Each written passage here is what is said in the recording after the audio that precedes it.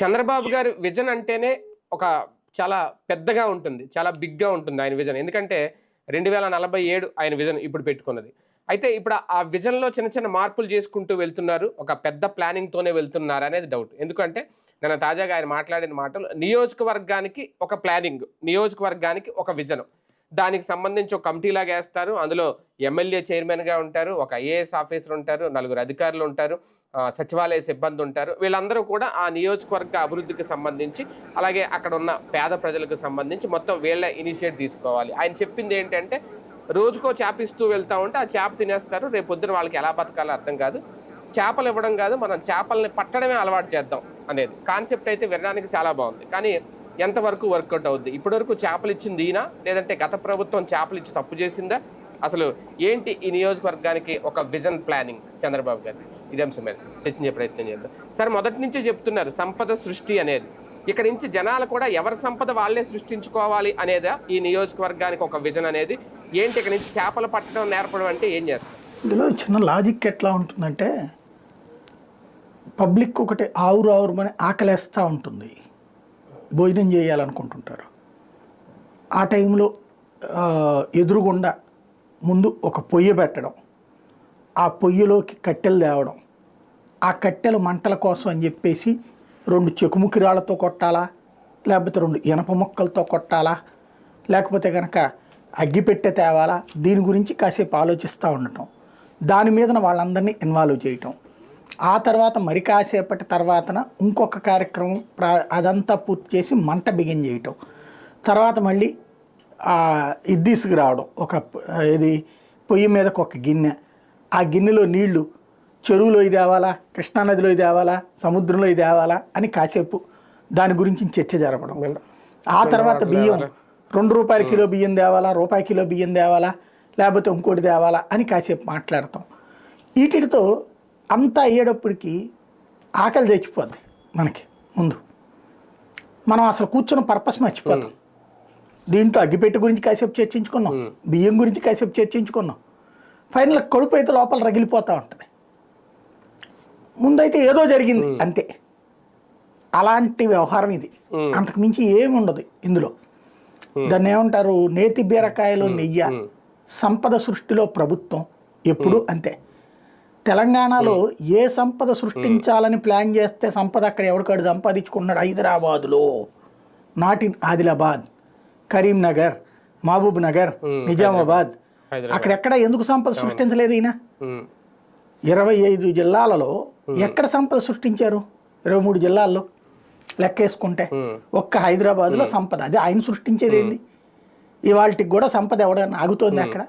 రాజశేఖర రెడ్డి వచ్చినప్పుడు సంపద లేదా, లేకపోతే ఎవరున్నప్పుడు సంపద లేదు? బేసిక్గా మనం చెయ్యాల్సింది చేయడం మానేసి ఏదో చేస్తున్నామన్న ఒక భ్రమ కల్పించేటటువంటి ప్రయత్నం, పడికట్టు పదాల మాయాజాలపు హాస్యోక్తే సంపద సృష్టి. 40 సంవత్సరాలు ఎందుకు సంపద సృష్టించలేదు? వెంటనే ఏం చెప్తారు, చాలామంది అప్పట్లో సాఫ్ట్వేర్లు అయ్యారు, వాళ్ళు అయ్యారు అన్నటువంటిది. వాళ్ళు అయ్యారు సాఫ్ట్వేర్లు, వాళ్ళ ఆస్తి అమ్ముకునినా లేకపోతే ప్రభుత్వం ఇచ్చిన ఆస్తులతోనా వాళ్ళు అయ్యింది? దెన్ ప్రభుత్వం అనేటటువంటిది ఒక ఫెసిలిటేటర్. మరి నువ్వెందుకు ఇక్కడ ఏం చేస్తావు? సంపద సృష్టిస్తానని ఎందుకు చెప్పడం? నువ్వు ఫెసిలిటేటర్ అని నువ్వే చెప్తున్నావు కదా. ప్రభుత్వం డబ్బులు ఇవ్వడానికి సంపద లేదు, సంబంధం లేదని చెప్తున్నావు కదా. ప్రజలే సంపద సృష్టించుకోవాలని చెప్తున్నావు కదా. మరి ఇంకా నువ్వేంటి చేసేది ఇక్కడ? సంపద సృష్టి అనే కాన్సెప్ట్కి మౌలిక వసతుల కల్పనతో పాటు వివిధ రకాలు, ఇప్పుడు ఫర్ ఎగ్జాంపుల్ నీకెందుకు, నేను ఆయన దగ్గర నుంచి ఇప్పుడు వీళ్ళ పర్పస్ ఏంటి చెప్పేటటువంటిది, ఓ రకంగా ఒక స్వచ్ఛంద ఏజెన్సీ తరహా వ్యవహారం నడుపుతామంటున్నారు. అది నీకు సంబంధం లేని వ్యవహారం అంటున్నాను. ప్రభుత్వంగా నిన్ను ఎన్నుకున్నది ఎందుకు? నిన్నేమి స్వచ్ఛంద సంస్థగా చేయమని కాదు, అది కాదు. ఇక్కడ అది చేసినా ఒకందుకు బెటరే. వీళ్ళు అది కూడా చేయట్లేదు. వీళ్ళ కాన్సెప్ట్ ఏంటంటే, ప్రభుత్వం ఏం చేయాలా సంపద సృష్టి అంటే, ఇదిగో నీకు 10,000 రూపాయలు నీ దగ్గరే చూసుకోయా, 50,000 నేను ఇస్తాను, నువ్వు చిల్లర కొట్టు పెట్టుకో, బాగుపడతావు. లేదు మీ ఏరియాలో కూరగాయల కొట్లు లేవు, నీ కూరగాయలు మేము సప్లై చేస్తాం. లేదా ఈజీగా ఇంకా సరిగ్గా చెప్పాలంటే, ఒక ఏరియాలో ఒక కొబ్బరి బొండాల షాప్ పెట్టుకో, ఇంకోటి కూరగాయల షాప్ పెట్టుకో, ఇంకోటి టిఫిన్ సెంటర్ పెట్టుకో. దీనికి ప్రభుత్వంగా మేము నీకు ఆ ముద్రా బ్యాంకు లోన్ ఇప్పిస్తాం, ప్లస్ నీ దగ్గర నుంచి కావాలంటే కనుక ప్రభుత్వానికి నీ దగ్గరలో ఉన్నటువంటి స్కూల్లో కూరగాయలు నువ్వే పెట్టుకో, నీ కూరలతోనే వండు, లేదా నువ్వే 2-3 డ్వాక్రా మహిళలు నీకు అప్పచెప్తాం, వాళ్ళతో కలిసి నువ్వే వంట కూడా వండించేసి, నీ దగ్గర ఎట్టా కూరలు ఉంటాయి కాబట్టి పనిలో పని గడిచిపోతుంది. చక్కగా ఆ దగ్గరలో ఉన్న స్కూల్కి కూడా నువ్వే సప్లై చేయి వంట, ఆ కాంట్రాక్ట్ కూడా నీకు ఇస్తా, అప్పుడు నువ్వు బాగుపడతావు. ఇది సంపద సృష్టి. ఈయన చెప్పిన చేపల కథలో అసలు నిజం అది. ఇప్పుడు ప్రభుత్వం అనేటటువంటిది అట్లా నీ పాత్ర ఏంటో నువ్వు చెప్పు. ఎవడో ఆ ఏరియాలో కోటీశ్వరుడు ఉంటాడంట, వాడిని వీళ్ళు పట్టుకుంటారంట, అట్లాగే ఆ ఏరియాలో లేబర్ ఉంటారంట, ఆ లేబర్కి ఏదైనా చేయమని ఈ మధ్యలో వీళ్ళు అడుగుతారట. ముందు ఈ వార్డు మెంబర్ దగ్గర నుంచి వీళ్ళు అడిగి ఆ చివరికి ఎమ్మెల్యే దాకా చెప్పించి, అంటే ధనవంతుడిని నువ్వు రేపు పొద్దున వేటాడతావు అనమాట. వాడిని నువ్వు రేపు పొద్దున పైగా అందులో వీళ్ళకి భాగస్వామ్యం కూడా అదే చెప్పేది, వాళ్ళ చేతనం వీళ్ళకి పెట్టుబడి పెట్టించడం కోసం అధికారికమైనటువంటి ప్రెషర్ చేస్తారనమాట. వాడేం పన్ను కట్టకపోతే ఊరుకుంటావు నువ్వు. ఇప్పుడు ఆ పన్ను కట్టేవాడిని ఇంకొంచెం వేధిస్తారనమాట. అసలు ఏమన్నా అర్థం ఉంది అసలు ఇందులో? P4 ఏది పేదవాడు పెద్దవాడు అయిపోతాడు, ధనవంతుడు అయిపోతాడు, కోటీశ్వరుడు అయిపోతాడు. ఇదివరకు డ్వాక్రా మహిళల్ని లక్షాధికారులు చేస్తా అని నా చిన్నప్పటి నుంచి ఆయన చెప్తూనే ఉన్నారు. డ్వాక్రా మహిళలు ఇప్పుడు లక్షాధికారి. ఎట్లాగా? వాళ్ళ ఇంట్లో నగాది ఉందంటే కనుక అది అమ్ముకుంటే లక్షాధికారి. డ్వాక్రా మహిళలు ఏం లక్షాధికారులు అయ్యారు? ఇప్పటికి కూడా డ్వాక్రా సెంటర్లను ఉంటాయి విజయవాడ, విశాఖపట్నం ఇట్లాంటి చోట్ల. అక్కడ రాజకీయ పలుకుబడి ఉన్నటువంటి డ్వాక్రా సంఘం వాళ్ళకి మాత్రమే ఫెసిలిటీ వస్తుంది. నువ్వు ఏం చెయ్యాలా కరెక్ట్గా చెప్పాలంటే, ఇప్పుడు ఒక షాపింగ్ మాల్ ఉందండి, ఆ షాపింగ్ మాల్లో ఒక 100 షాపులు ఉన్నాయి కదా, వాడు అద్దెకిస్తాడు కదా. కొత్తగా షాపింగ్ మాల్ పెట్టే చోట్ల ఒక 2 షాపులు ఖచ్చితంగా మేము చెప్పే పేదలకు ఇవ్వాలి అని చెప్పి ఓ 10 మంది పేదల్ని ఒక సొసైటీ కింద ఫామ్ చేయ, అంటే ఎట్లాగో గ్రూపులు ఉంటాయి కదా, డ్వాక్రా గ్రూపు, వీళ్ళ చేత ఆ షాపింగ్ మాల్లో షాప్ పెట్టిస్తారా? పెట్టిస్తే అప్పుడు వీళ్ళు చేతనైంది నమ్ముకుంటారు, నడుస్తుంది, అంతే కదా. అక్కడ ఒక టిఫిన్ సెంటర్, మిగతా టిఫిన్లు అన్నీ 100కి 1000లోనే ఉంటాయి డబ్బులు. అక్కడ తెలిసిందే కదా మీకు. షాపింగ్ మాల్లోకి వెళ్తే 10 రూపాయల సమోసా 50 రూపాయలు 80 రూపాయలు అమ్మేట చోట వీళ్ళు 10 రూపాయలకే సమోసా అమ్మేటట్టు పెట్టారనుకోండి, వాళ్ళందరికంటే వీళ్ళు ఎక్కువ సంపాదిస్తారు. అది చేయించడానికి ప్రభుత్వం చేతిలో ఉందా? ఉంది, చట్టం చేయాలనుకుంటే. ఇదిగో నీ ఒక ఏరియాలో షాపింగ్ మాల్ పెట్టిన చోటన ఆ ఏరియాలో ఉన్నటువంటి డ్వాక్రా వాళ్ళకి ఇట్లాగ మేము చేస్తాం. ఇది ఇప్పుడు కేంద్ర ప్రభుత్వం ఓ ప్లాన్ పెట్టింది. నీ ఏరియాలో ఉన్నటువంటి ఒక కీలకమైనటువంటి అంటే ఫర్ ఎగ్జాంపుల్ మచిలీపట్నం పెడనలో కలంకారి, అక్కడున్న రైల్వే స్టేషన్లో అదొక స్టాల్ పెట్టాలి, బస్ స్టాండ్ దగ్గర అయితే ఒకటి స్టాల్ పెట్టాలి. ఇట్లాంటిది ప్రొవిజన్ వాళ్ళకి ఏర్పాటు చేయడం అనేటటువంటిది నీ పాత్ర ఉంటుంది అందులో, అంతే కదా. అలా కాకుండా వాళ్ళకి చేపలు పట్టుకోవడం, ఇప్పుడు సమస్య ఏంటంటే చేపలు పట్టుకోవడానికి నేర్పుతున్నానని ప్రభుత్వం అంటుంది, వెరీ గుడ్, కరెక్ట్. ఎవరికి నేర్పుతానంటోంది? మత్స్యకారుడికి నేర్పుతానంటుంది. మత్స్యకారుడికి చేపలు పట్టడమే అయిపోయింది. నువ్వు పేదోడికి బతకడం ఎప్పుడు వచ్చు, వాడు కష్టపడే బతుకుతున్నాడు.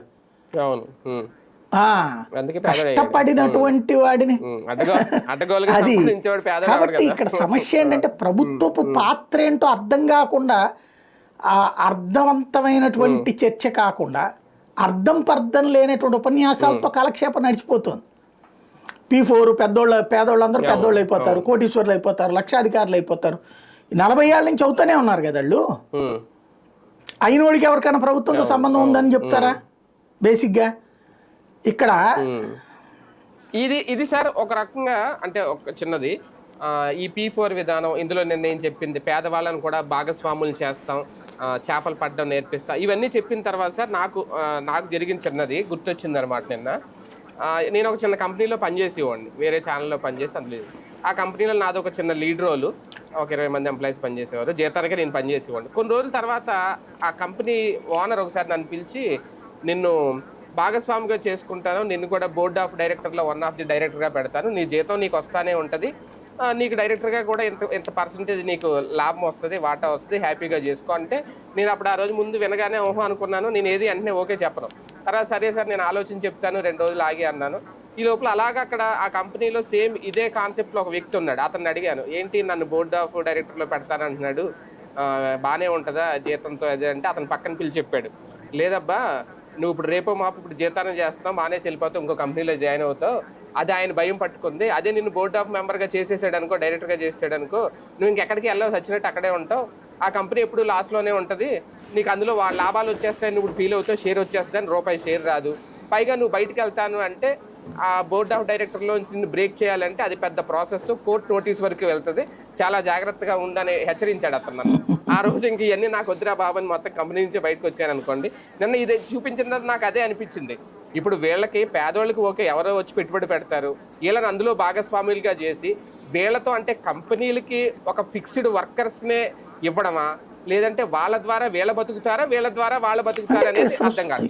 ఒక ప్లానింగ్ పాడు ఉండి చేస్తాయి కదా. ఇందులో ఖాళీగా ఉన్నాడు సచివాలయ సిబ్బంది, వాళ్ళని మిగతా పనుల్లో చేయనీయం కాబట్టి నువ్వు వెళ్ళి ఇంటి దగ్గరికి వెళ్ళి ఆ సర్వే చేయి, ఈ సర్వే చేయి, వాళ్ళకి ఆర్థిక పరిస్థితి ఎట్టుంది, లేకపోతే వాళ్ళ ఆవిడ పరిస్థితి ఎట్లుంది, వాళ్ళ పిల్లల పరిస్థితి ఎట్టుంది, ఇది చూడు, ఇదో లిస్ట్ పట్టు రావడం, ఇదిగో ఈ లిస్ట్ అంతా సంపాదించేసామని చెప్పడం, ఇదంతా ఏంటంటే ఒక దాన్ని ఏమంటారు బ్యూరోక్రసీ డ్రామా, హై డ్రామా తప్పించి ప్రాక్టికాలిటీ ఏముండదు. ఇప్పుడు ప్రభుత్వపు పాత్ర ఫర్ ఎగ్జాంపుల్ ఇదివరకు జగన్ టైంలోనే ఉంది. జగన్ ఇవ్వాల డబ్బులు, కేంద్ర ప్రభుత్వం ముద్రా స్కీమ్ని ఇతను ఇంప్లిమెంట్ చేయించాడు. జగన్ అన్న చేయూత అనే ఏదో పేరు పెట్టాడు.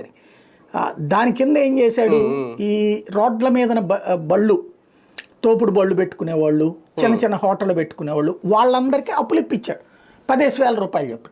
వాళ్ళు అంతకుముందు ఏం చేసేవాళ్ళు, రోజుకి 900 రూపాయలు పొద్దునిచ్చి సాయంత్రం 1000 రూపాయలు తీసుకుంటారు వడ్డీలో. అలాంటి ఒక ట్రాప్ నుంచి యువతలకు తెచ్చాడు. వాడికి ఆ డబ్బులు మిగిలిపోయినాయి కదా, ప్లస్ ఒక సేఫ్టీ, ఈవేళ సరుకు మనం అమ్మకపోయినా రేపు పొద్దున అమ్ముకుందాంలే అనేటటువంటి. ఎందుకంటే ఒక ఫర్ ఎగ్జాంపుల్ పళ్ళు అమ్మేటటువంటి వ్యక్తి ఉన్నాడు, ఇవాళ రోజున కొనలేదు పెద్దగా జనం, పారేయలేడు కదా, రేపనే ఆప్షన్ ఉంటుంది. ఈ అప్పు గొడవ లేకపోతే ప్రశాంతంగా అమ్ముకుంటాడు. ఎందుకు, ఒక సెక్యూర్డ్ లోన్ వచ్చేసింది. ఇవి ఇట్లాంటి దాన్ని సంపద సృష్టికి ఉపయోగం. అంటే ఇది కూడా సంపద సృష్టి ఏం కాదు, వాడి బతుకు వాడు బతకడానికి వాడి మీద ఉన్న ఒక భారాన్ని మనం తగ్గించాం. అది వాస్తవంగా కేంద్ర ప్రభుత్వ పథకం. దాన్ని రాష్ట్ర ప్రభుత్వం తను ఇన్వాల్వ్ చేసింది, తను అమలు చేసింది గ్రౌండ్లోకి.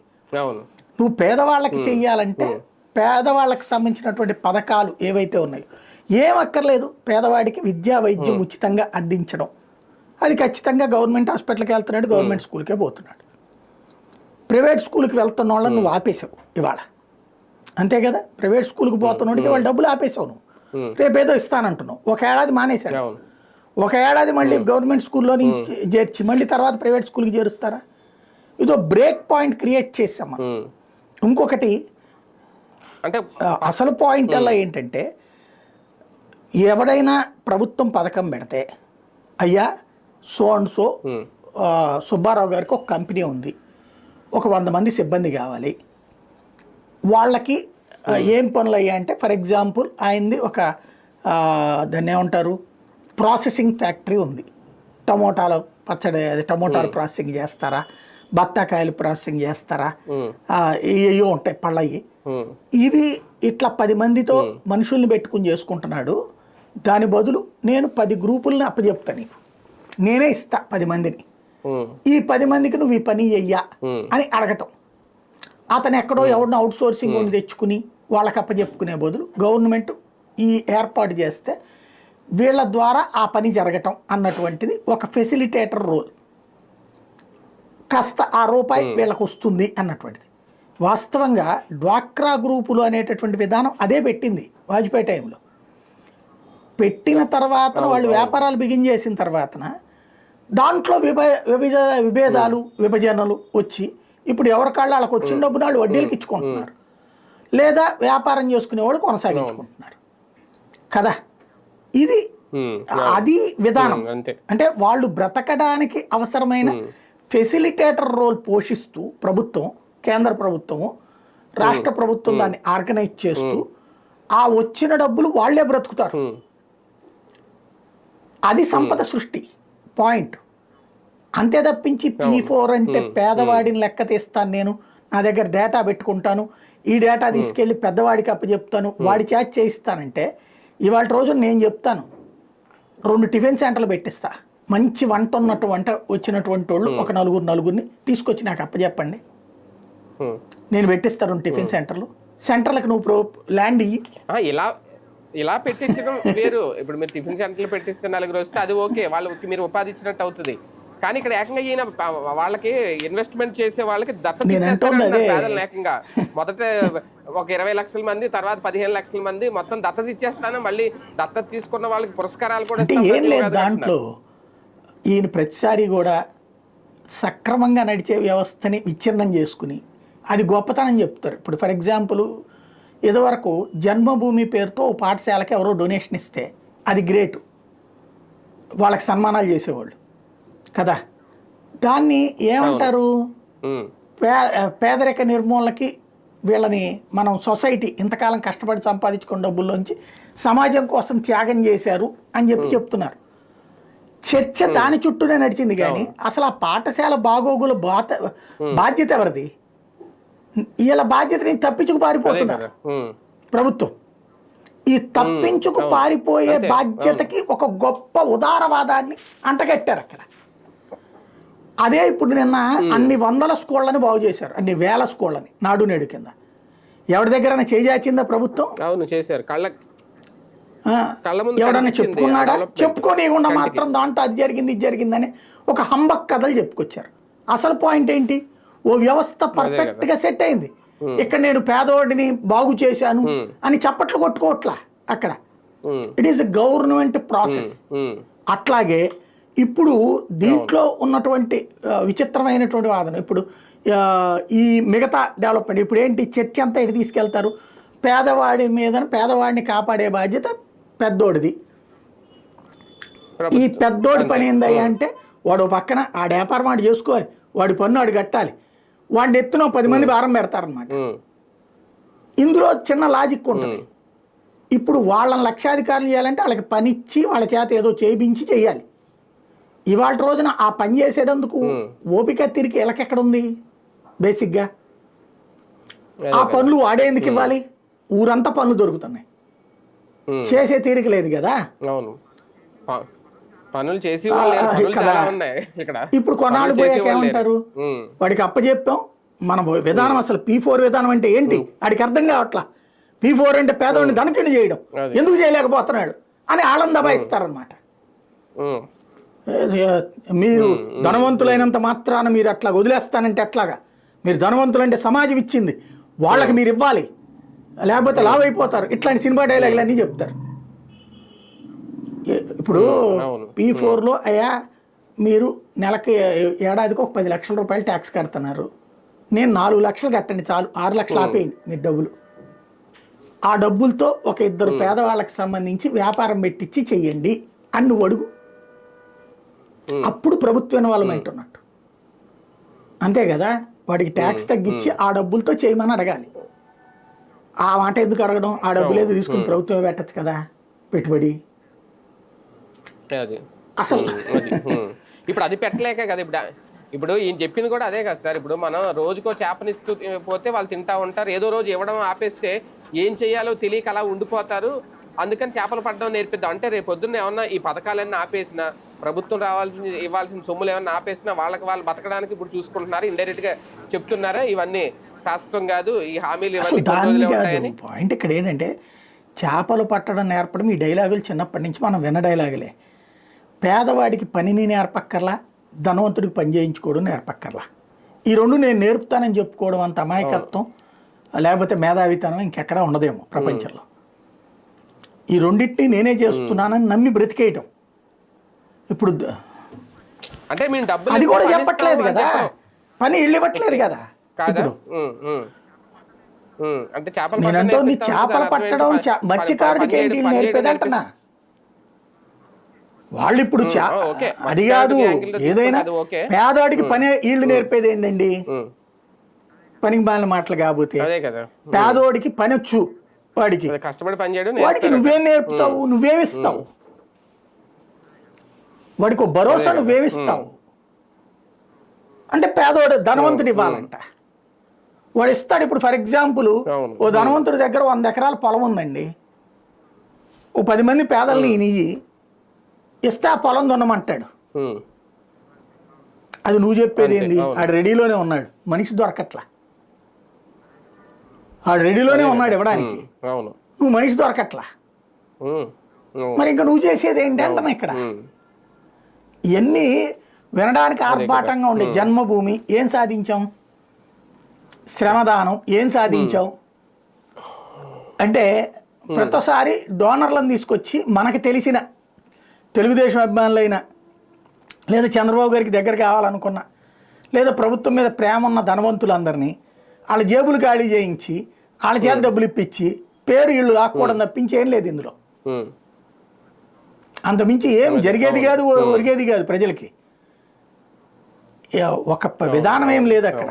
కానీ చూడడానికి ఇదేదో ఒక పెద్ద ప్లానింగ్ వెళ్తున్నారు బాబు గారు అన్నట్టుగా ఉంది సార్. అంటే ఈ మాటలు ఈ హడావుడు అంతా చూస్తూ ఉంటే ఓకే రేపు ఉగాది నుంచి స్టార్ట్ చేస్తామంటున్నారు కాబట్టి తర్వాత ఆచరణలోకి ఎలా వస్తుంది, సక్సెస్ అవుతారా లేదా అనేది ఇంకా ప్లానింగ్ పోడండి. ఇక్కడ ప్లానింగ్ ఏం లేదు, ప్లానింగ్ అనేది ప్రచారమే.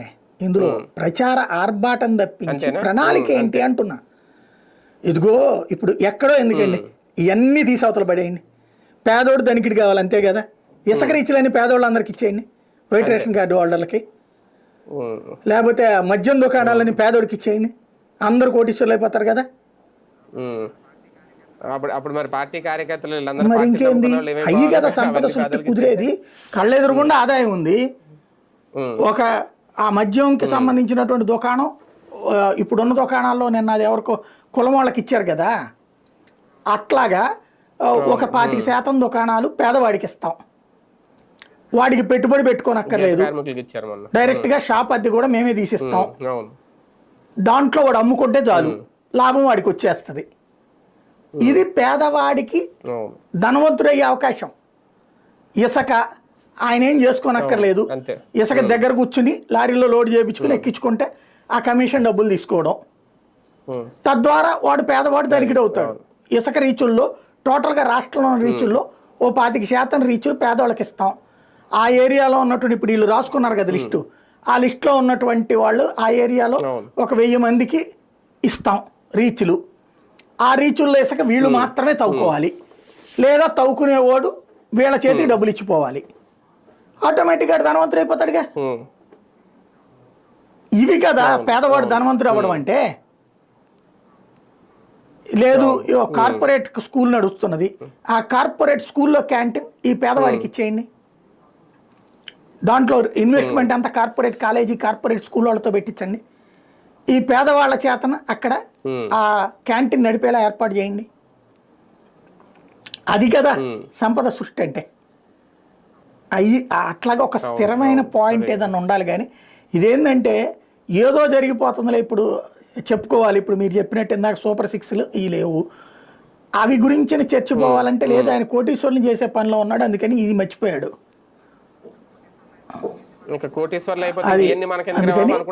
అట్లాగే ఏదో జరిగిపోతుందన్న ఫీలింగ్ ఏమో లేబర్కి రావాలి. ఏదో అబ్బా అసలు అద్భుతమైన ఆలోచన, ఇంత విజన్ ప్రపంచం ఇంకెవరికి లేదురా అని చెప్పి రాష్ట్రం బయట ఉన్నోడికి దేశం బయట ఉన్నోడికి ఫీలింగ్ రావాలి. ఫైనల్గా ఏది జరగకూడదు. గత 40 ఏళ్ళ నుంచి మనం ఎట్లయితే చెప్తున్నామో పేదలు ధనవంతులు అయిపోతారు, సంపద సృష్టించేస్తున్నాం, రాష్ట్రం అభివృద్ధి చెందేసింది, స్వర్ణాంధ్ర వైపుకి తీసుకెళ్తున్నాం, వజ్రాంధ్ర వైపుకి దగ్గరలో ఉన్నాం, ఇదే కథ నడుస్తూనే ఉంటుంది. వింటున్నంతసేపు చెప్తూనే ఉంటారు. అది చూడాలి. రైట్, చూద్దాం. మొత్తానికి నియోజకవర్గానికి ఒక విజన్ ప్లాన్తో అయితే ముందుకు వెళ్ళబోతున్నాం అనేది ముఖ్యమంత్రి చంద్రబాబు నాయుడు గారు చేసిన ప్రకటన. అది ఉగాది నుంచి ప్రారంభం కాబోతోంది. దీనికి సంబంధించి ఎమ్మెల్యేలు మంత్రులు అందరినీ అందులో ఇన్వాల్వ్ చేస్తున్నారు. ప్రజలు ప్రతి పనిలోనూ భాగస్వామిగా మన వెంట ఉంటే ఎప్పటికీ విజయం మనదే అనేది ఆయన ఫైనల్గా చెప్పిన మాట. అది ఎంతవరకు సాధ్యమవుతుంది, సక్సెస్ అవుతుందా లేదా అనేది ఇంకా వేచి చూద్దాం ఉగాది వరకు.